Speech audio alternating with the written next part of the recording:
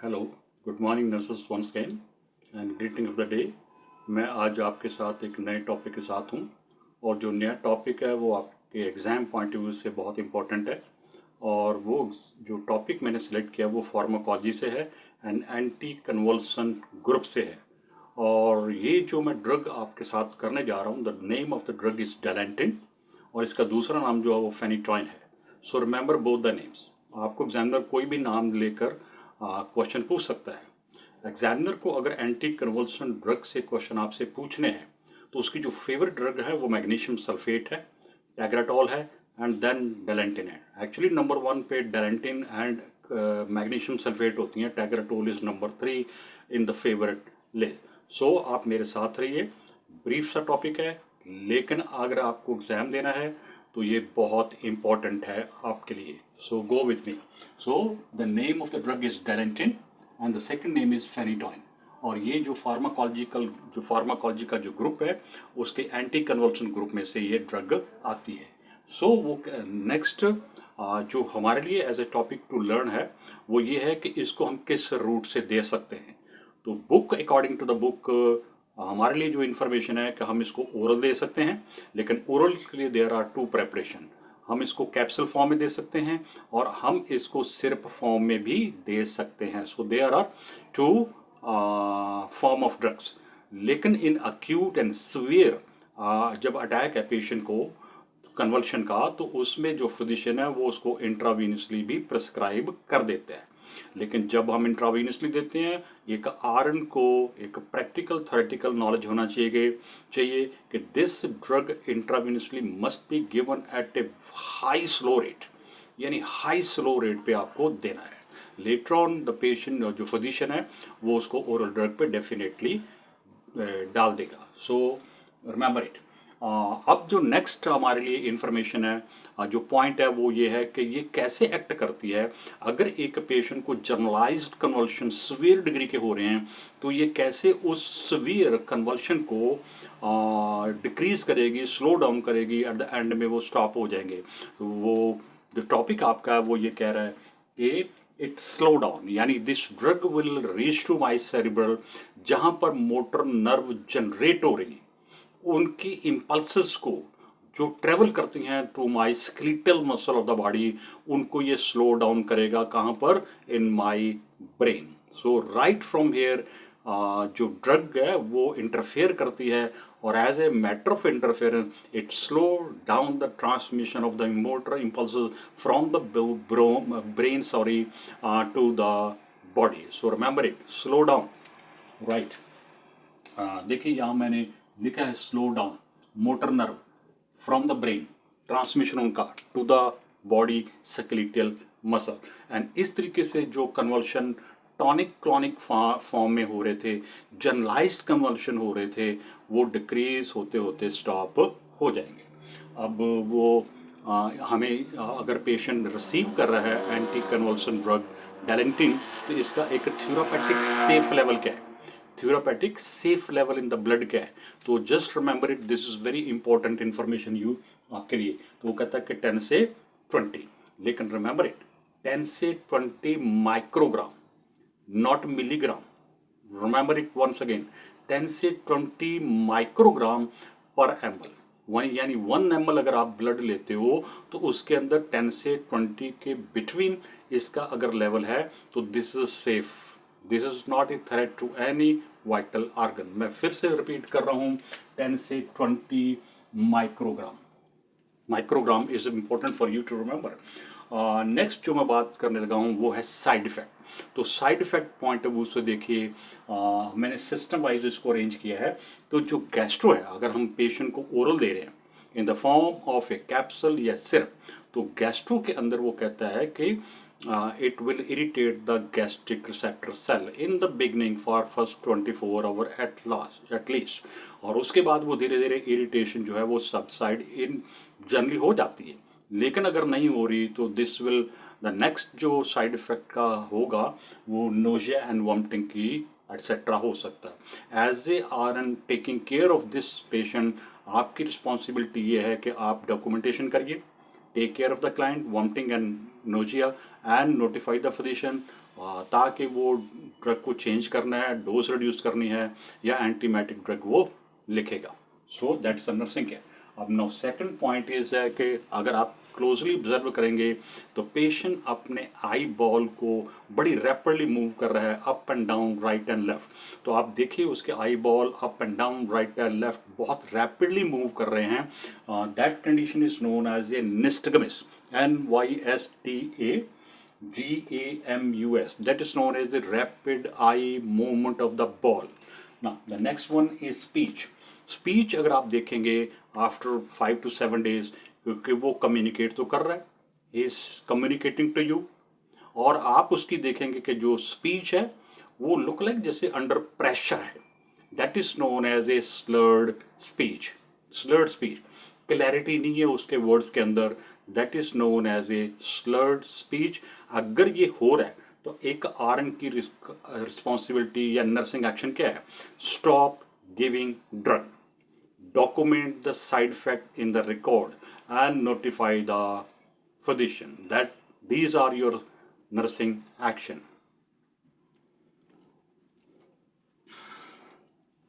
Okay, continue with the side effect. The next side effect जो है वो mouth से रिलेटेड है। अगर आप पेशेंट को सिर्फ फॉर्म में दे रहे हो, स्पेशली रिमेंबर इट, ये जो साइड इफेक्ट मैं अभी आपको डिटेल करने जा रहा हूँ ये तब होगा अगर पेशेंट को आप सिर्फ फॉर्म में डेरेंटिन दे रहे हो, क्योंकि वो जो सिरप है उसके गम को इरिटेट करेगा, उसके गम को वो इरिटेट करेगा, और as a result of this irritation वहाँ पे गम की स्वेलिंग हो जाएगी, गम रेडनेस हो जाएंगे, पेशेंट कंप्लेन करेगा soreness of the gum. This is called hyperplasia of the gum. और ये आपके एग्जाम का क्वेश्चन है जो नॉर्मली एग्जामिनर आपसे पूछना मांगता है। अगर आप उस पेशेंट की आज केयर कर रहे हो, वो बोलेगा कि आप उसकी बेड साइड हरण हो, आप नोट कर रहे, ये पेशेंट कंप्लेंट्स कर रहा है कि उसके गम रेड हैं, गम में स्वेलिंग है, गम में सोर है, तो आपके पास इसका इंटरप्रिटेशन क्या है? तो यू मस्ट नो इट कि पेशेंट को इसका मतलब कि सिर्फ फॉर्म में मिल रही है। This is because of the drug का irritation to the gum tissue, और उसकी वजह से ये हो रहा है। अब इसकी नर्सिंग केयर प्लान क्या है? क्योंकि एज ए RN आपको पता है कि गम हाइपरप्लेजिया हो सकते हैं, तो एज ए नर्सिंग केयर इसकी प्लान ये है कि आप पेशेंट के एटलीस्ट 1 टाइम इन 24 आवर उसकी माउथ केयर करें। Mouth care 1 time at least in 1 time in 24 hour, और आप माउथ केयर करने के इमीडिएट बाद उसके गम का एग्जामिनेशन करें।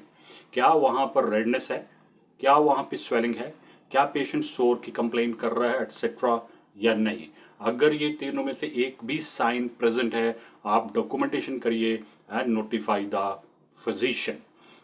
सो हम माउथ की जो गम का जो एग्जामिनेशन करते हैं immediate after the mouth care, वो इसलिए है सो दैट हम ऑब्जर्वेशन करें कि क्या वो रेडनेस एंड स्वेलिंग वहाँ है या नहीं है। अगर नहीं है तो इसका मतलब because of your regular mouth care की वजह से वहाँ पर कोई भी जो डेलेंटिन की जो एजेंट्स हैं वो क्लीन अप हो जाते हैं and they are not irritating the gum tissue. ना नेक्स्ट वन इज कार्डियोवेस्कुलर के ऊपर इसका साइड इफेक्ट क्या है? कार्डियोवेस्कुलर का जो कंट्रैक्शंस है यानी मायोकार्डियल लेयर वो स्लो डाउन हो जाती है because of the decrease motor conduction. ऊपर से जो नर्व इम्पल्सेस आ रही हैं, AV नोड, SA नोड, तो वो मसल को कंट्रैक्ट करती हैं। तो जब वो स्लो डाउन या डिक्रीज हो जाएंगी तो जाहिर है कि मायोकार्डियल की जो कंट्रैक्शन की पावर है वो उतनी इफेक्टिव या वो एडिक्वेट नहीं होगी। As a result decrease cardiac output will leads to decrease blood pressure. So remember it. And the next one, number 6 is neurotoxic. This is something not a mild and moderate. This is something severe and extreme severe degree of a side effect of the drug. This is called neurotoxic. हम इसको toxic effect बोल रहे हैं, हम इसको neuro side effect नहीं बोल रहे। So remember it when you talk about, when you read in the question कि there is a side effect, there is a adverse effect, या फिर there is a toxic effect. Toxic effect is always a severe का भी 2 level ऊपर का effect. तो this is causing neurotoxic में क्या होगा कि पेशेंट जब वॉक करता है तो वो अपने बैलेंस को मेंटेन नहीं कर पाता, वो इधर डोल रहा है उधर डोल रहा है, there is a high risk of fall and injury. When you observe this side effect, ये वाला इफेक्ट जो है neurotoxic effect, immediately stop the drug, check the blood, take the blood for monitoring the safe value। Safe value क्या थी? 10 से 20। तो जब neurotoxic effect हो रहा है तो इसका मतलब डेफिनेटली वो लेवल 20 से अबव होगा, 28 होगा, 30 होगा, मे बी 32 होगा। So immediately stop the drug, that is the first action, nursing action. Number 2, take the blood sample for monitoring the value of the drug in the blood. और number 3 your आपका nursing action है कि immediately notify the physician। Now, the next one is number 7 is a urine color। जब patient को आप drug देते हो तो पेशेंट का जो यूरिन कलर है, may be after 24 hour urine का कलर थोड़ा थोड़ा धीरे धीरे चेंज होना शुरू हो जाएगा। तो वो चेंज क्या होगा कि यूरिन का कलर पिंक हो रहा है या वो ब्राउन हो रहा है। तो क्या ये नॉर्मल है या ये अब नॉर्मल है? तो यहाँ मैंने लिखा कि this is a normal, this is the colour of the drugs, this is not a toxic और साइड इफेक्ट। लेकिन as being a good RN, drug देने से पहले ही पेशेंट को, फैमिली को, आपको ये टीच करना होगा कि look at, after taking this oral drug आपके यूरिन का कलर पिंक ब्राउन हो सकता है और आपको ये it's not a matter of anxiety, ये नॉर्मल है, ये ड्रग का कलर होगा। अगर आप उसको एक्सप्लेन नहीं कर रहे इन एडवांस तो पेशेंट सोचेगा कि उसका रीनल सिस्टम से ब्लीडिंग हो रही है, यानी देयर इज ए हेमेचूरिया। तो वो डेफिनेटली ये सोचेगा कि ये पेशेंट जो मेडिकेशन है उसने मेरे रीनल सिस्टम को डैमेज कर दिया है। सो आपको पहले से ही बता के चलना, सो द पेशेंट की एंग्जाइटी ना बढ़े, पेशेंट को किसी तरीके का कोई डाउट या fear about the change of the colour of the urine के रिगार्डिंग उसका फेयर या एंग्जाइटी इंक्रीज ना हो। प्लस जो सेकंड आपका नर्सिंग एक्शन होगा इसके साथ, वो ये होगा कि आप पेशेंट को इनकरेज करिए कि drink plenty of water during the Dilantin therapy. तो ये कुछ टीचिंग थी और ये साइड इफ़ेक्ट थे जो मैंने बहुत ही briefly and very specifically to the point आपको एक्सप्लेन करने की कोशिश की है। मैं रिपीट कर रहा हूँ, ये आपके एग्जाम के लिए बहुत इंपॉर्टेंट डेलेंटिन है। अगर पेशेंट मैग्नीशियम सल्फेट को लेके नहीं पूछ रहा तो वो जहर है कि आपसे डेलेंटिन के बारे में पूछेगा। देन एग्जामिनर टू एग्जामिनर भी होता है, कई बार एग्जामिनर के अपने पर्सनल इंटरेस्ट सब्जेक्ट्स या टॉपिक भी होते हैं और डेफिनेटली वो वहीं से क्वेश्चंस आप बनाते हैं, पिकअप करते हैं and they want to know your knowledge. Okay, the next is कि आप मुझे कभी भी US टाइम के अकॉर्डिंगली कभी भी कॉल कर सकते हो और आप मुझे व्हाट्सअप मैसेज यूज भेज सकते हो any time according to the USA time. हम लाइव ऑनलाइन क्लासेस प्रोवाइड करते हैं सिंस व्हाट इज दैट 2015 से, यानी आज 8 साल हो रहे हैं। देन आप अटेंड करिए डेमो क्लास, पे फी जो भी आपके मेरे बीच में एग्रीमेंट होगा फीस को लेके, that is very minimum, very affordable, और वो भी आपको इंस्टॉलमेंट में पे करनी है। सो पे फी इन इंस्टॉलमेंट्स। फिर उसके पैकेज में हम आपको मटेरियल प्रोवाइड करते हैं, सिलेबस 99% मैं अपडेट कराता हूँ, concept doubt eight the same day जब हम टॉपिक कर रहे हैं तो क्लियर करता हूँ, एंड देन आपको क्वेश्चन पेपर कराए जाएंगे ईच सिस्टम वाइज, और जो क्वेश्चंस नंबर्स ऑफ क्वेश्चंस होंगे वो एटलीस्ट मिनिमम 50 डेफिनेटली होंगे, लेकिन it can go up to 70 question. और जब फिर मैं चेक करूंगा तो आपके जो रॉन्ग क्वेश्चंस हैं मैं उनको लेके आपके साथ डिस्कशन करूंगा, आपको स्ट्रेटजी टीच की करी जाएंगी, आपकी जो इंग्लिश की मिस्टेक्स है वो आपको करेक्ट करी जाएंगी। देन एवेल्युएशन को लेके ऑफर है।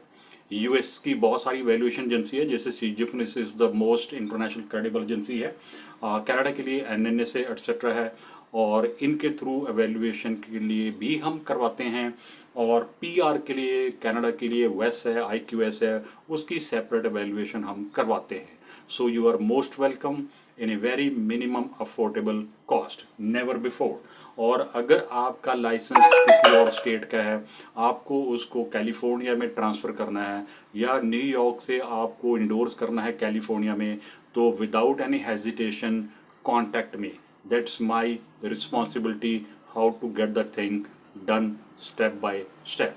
और ये जो 1 2 3 4 5 हमारी नर्सिंग सर्विसेज हैं, ये वन अगर आपने वैल्यूएशन पहले नहीं करवा रखा, तो जो फीस है वो evaluation plus coaching plus ATT plus test date, all these services are included in one fee. और वो फीस भी आपको इंस्टॉलमेंट में पे करनी है, month wise. There is no financial burden over your head at all, right. जो पहले candidate मेरे साथ हैं और जो फिनिश अप कर चुके हैं, they have enjoyed the classes. Any time आपको कोई डाउट है, कोई कॉन्सेप्ट क्लियर नहीं है, at the end of the topic मैं आपको 1-2 मिनट देता हूं कि आपको कोई भी लाइन कॉन्सेप्ट इंफॉर्मेशन अगर आपको अनक्लियर है तो प्लीज़ स्पीक आउट लाउडली कि मुझे आप ये दोबारा एक्सप्लेन करिए, and at the same time मैं आपको कॉन्सेप्ट क्लियर करूँगा। No meeting at the weekend कि मैं हफ्ते बाद मिलूँगा, नो, मैं वैसा नहीं हूँ। और मैं आपको इनकरेज करूँगा कि आप अपने लेवल के हिसाब से अपने रजिस्टर में उसको नोट डाउन करिए ना। ये सारी सर्विसेज वन फी के अंदर है, लेकिन अगर आपने वैल्यूएशन ऑलरेडी कर चुका है, आप मेरे पास कोचिंग के लिए आना मांगते हो, even then you are most welcome. एक little discount is available in those cases. और देन उसके बाद आपकी कोचिंग होगी, आपकी एलिजिबिलिटी होगी, ऑलरेडी हो चुकी है।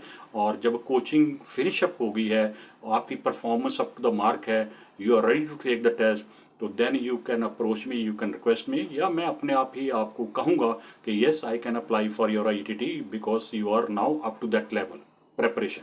और मैं ITT अप्लाई करूँगा, नो एक्स्ट्रा फीस। मैं आपकी टेस्ट डेट लूँगा, नो एक्स्ट्रा फीस। मैं आपकी काउंसलिंग करूँगा 2 दिन पहले, no extra fees. So please contact me, do not hesitate, do not have the doubts of any kind into your mindset.